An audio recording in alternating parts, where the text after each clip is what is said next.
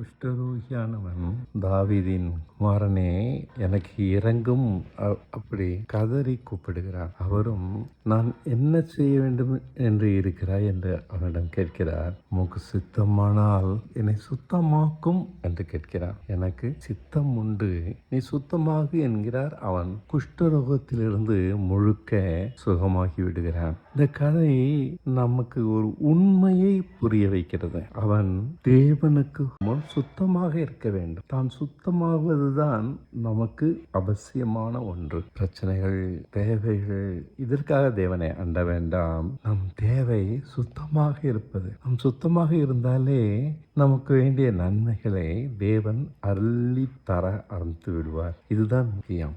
இயேசு கிறிஸ்து, நான் உனக்கு என்ன செய்ய வேண்டும் என்று இருக்கிறாய்? அவருக்கு தெரியாதா இந்த குஷ்டரோகிக்கு என்ன வேண்டும் என்று?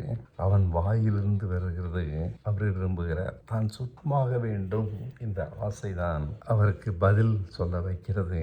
எனக்கு சித்தம் உண்டு, நீ சுத்தமாக, உனக்கு சித்தமானால் என்னை சுத்தமாக்கும். எனக்கு சித்தம் உண்டு, நீ சுத்தமாக. இவ்வளவுதான் அவருக்கும் நமக்கும் இடையே இருக்கிற உறவு. அவருக்கு சித்தம் உண்டு, நாம் சுத்தமாக இருக்க வேண்டும் தேவனுக்கு முன்பாக. அதுதான் முக்கியம். நாம் சுத்தத்தை காத்து கொண்டாலே தேவ அன்பு நமக்கு கிடைக்கும்.